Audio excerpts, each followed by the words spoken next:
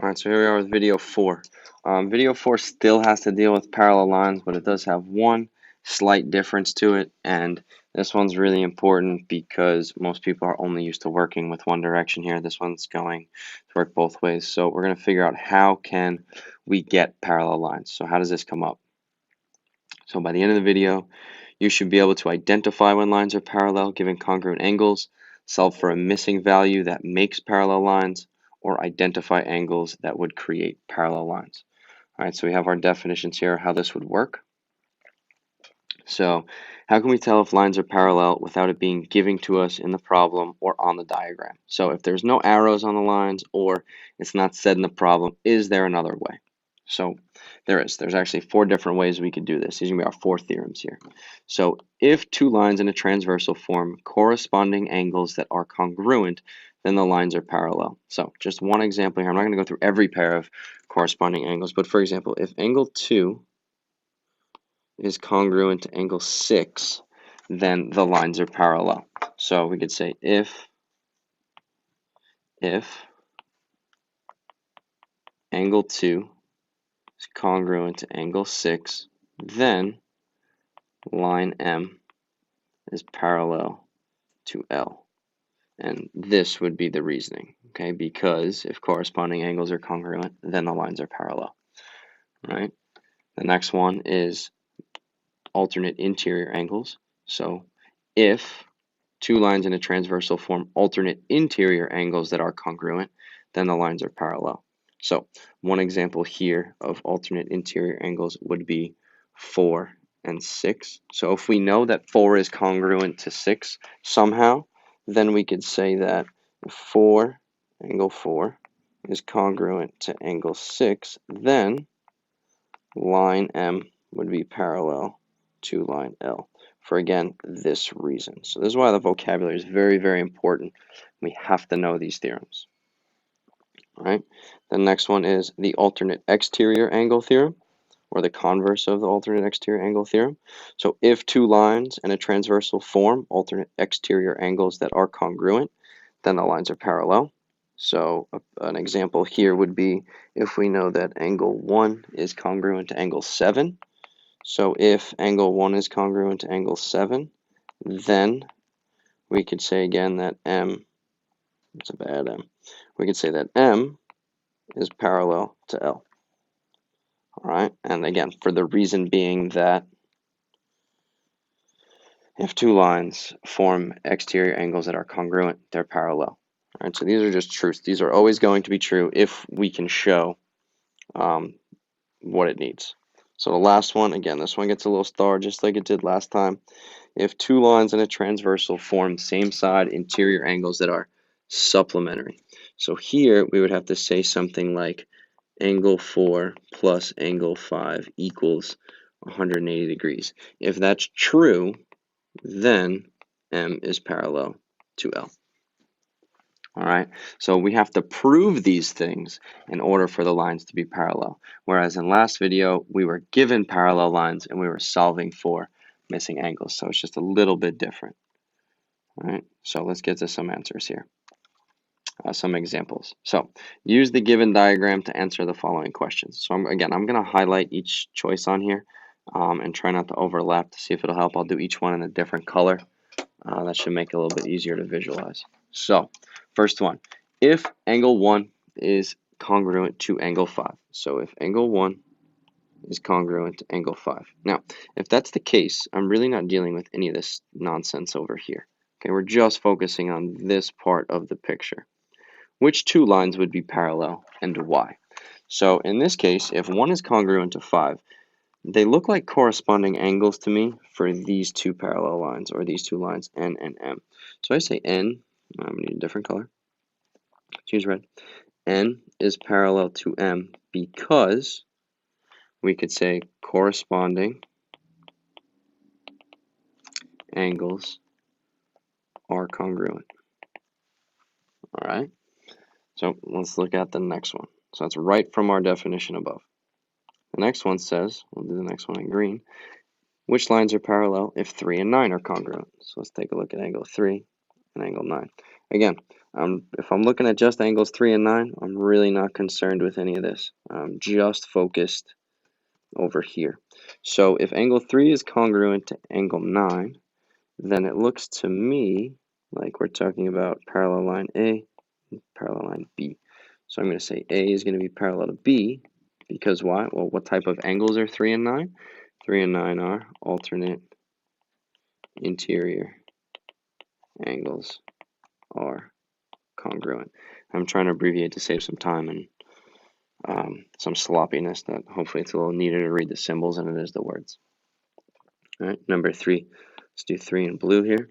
Which lines are parallel if 11 plus 14? So 11 and 14 are over here. So again, focus on just this, right? Nothing over here. And that's looking at line N and line M. But the definition's a little different, right? N is parallel to M because the same side interior angles are supplementary. So you gotta be careful. That's the one that's different, is the same side interior. All right, last one. We're gonna do it in dark green. So, which lines are parallel if 4 and 10? So again, let's look at 4, let's look at 10. These are congruent and not dealing with anything over here. So, which two lines are we focused on here? I would say line A is parallel to line B because alternate exterior angles are congruent. So again, I'm looking at these two parallel lines, and we know that 10 and 4 are on the outside, and they are on opposite sides of the transversal. That's what makes them alternate exterior. Okay, we got three more examples to do together, and then you guys can get to some practice. So, what is the value of the question mark that makes line U parallel to line V? So, what could we put here to make this line parallel to this line? Well, what is the relationship between 66 and the question mark? Right, they are alternate interior angles. So the question mark would need to be 66 degrees because if alternate exterior angles are congruent, then the lines are parallel. This is right from the definitions on the first page. Right? That's why they are definitely important to memorize. Okay. The second one. For what value of x make line U parallel to line V? So again, what do we know about these two angles? Okay. I know that they're corresponding angles. So what do corresponding angles have to be in order for the lines to be parallel? Right? They need to be congruent. So if we want them to be congruent, then we are going to set them equal to each other. So 12x minus 4 equals 10x plus 10. We would solve from here. We add 4 to both sides, subtract 10x from both sides, kind of skipping steps here. 2x equals 14, and it would be x equals 7. Why is this true? Because if corresponding angles are congruent, then the lines are parallel. Okay, last example. This one comes up a decent amount on the Regents all the time. Okay, they like questions like this that don't involve numbers, so we'll definitely see some of these in the practice, and you'll most likely see one on your test. All right, so which of the following statements would prove that this line is parallel to this line?